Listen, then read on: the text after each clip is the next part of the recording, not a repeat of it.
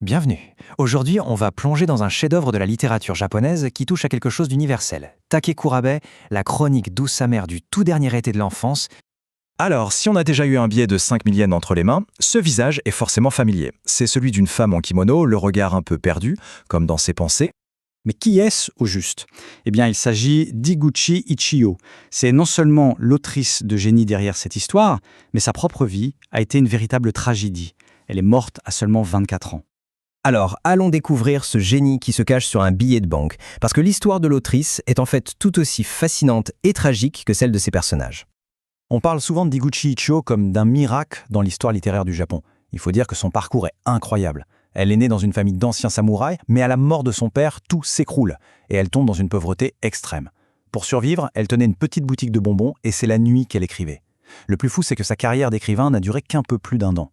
C'était une période fulgurante où elle a produit des œuvres immortelles juste avant d'être emportée par la tuberculose.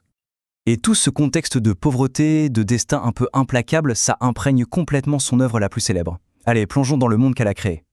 L'histoire se passe à Tokyo, à la fin du 19e siècle, juste à la lisière de Yoshiwara. Alors Yoshiwara, c'était un immense quartier des plaisirs, complètement entouré de murs et de douves. Pour les clients, c'était un monde de rêve, mais pour les femmes qui y travaillaient, souvent vendues à cause de la pauvreté, c'était une prison. Et les enfants de l'histoire, eh bien, ils vivent exactement sur cette ligne de partage. D'un côté, on a les rizières, les jeux innocents. De l'autre, les lumières éblouissantes de la cité du désir. Ils grandissent avec ce sentiment permanent qu'un jour, ils seront avalés par ce monde des adultes qui est juste de l'autre côté du mur. C'est dans ce décor si particulier que va se jouer une saison à la fois magnifique et cruelle. C'est vraiment l'histoire de la fin de l'innocence. Au cœur de cette histoire, on a 3 personnages principaux. D'abord, Midori, c'est un peu la meneuse charismatique. Et sa beauté scelle déjà son destin, elle deviendra courtisane. Ensuite, il y a Nobu, le fils d'un prêtre. Il est intelligent mais très distant, et il est destiné à renoncer au monde. Et enfin Shota, le fils du prêteur sur gage, qui est beaucoup plus simple, plus direct dans son affection pour Midori. Et cette saison des adieux, elle se déroule à une vitesse folle. Tout commence par un été encore innocent, mais une dispute pendant un festival va tout briser. Un jour de pluie, ils ont une dernière chance de se parler, mais la fierté les en empêche. Et ce sera leur dernier moment ensemble. Puis l'automne arrive, et Midori apparaît avec sa coiffure d'adulte, le signe que son destin est en marche. Finalement, un matin d'hiver, un narcisse sans papier apparaît. C'est le premier et le tout dernier message d'amour silencieux de Nobu, juste avant son départ pour devenir moine. L'histoire se termine sur cette phrase, elle est magnifique et déchirante à la fois. Elle évoque bien sûr le départ de Nobu, mais aussi toute la tristesse que Midori ne peut pas exprimer.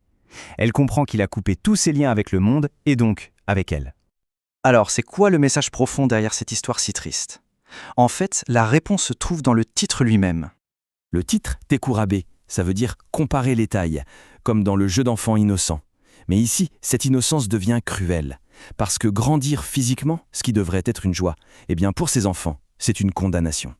Pour eux, grandir, c'est perdre sa liberté. C'est le moment où ils doivent accepter le rôle que la société leur a imposé, un destin contre lequel ils ne peuvent pas lutter. C'est une vision du passage à l'âge adulte qui est vraiment très dure. Mais alors, comment ça se fait que cette œuvre, qui dépeint un abandon si silencieux, continue de nous toucher plus d'un siècle plus tard? Il y a, je pense, 3 raisons principales. D'abord, la façon dont les personnages acceptent leur sort. Contrairement à beaucoup d'histoires, ils ne se rebellent pas. Ils trouvent une sorte de fierté dans cette acceptation silencieuse. Deuxièmement, l'amour. Il est entièrement platonique, il n'est jamais dit. Tout passe par le silence, les regards, les gestes manqués. C'est le summum de l'esthétique japonaise. Et enfin, le style d'écriture d'Ichiyo, qui est classique, préserve de manière magnifique les sons et les paysages d'un Japon qui n'existe plus aujourd'hui. C'est vrai, ce monde de courtisanes et de moines ne peut nous sembler très lointain. Et pourtant, cette histoire de perte, elle résonne profondément en nous. Mais pourquoi? C'est parce qu'en devenant adulte, on doit tous à un moment abandonner des choses. On ferme des portes, on coupe certaines possibilités pour s'adapter à la société.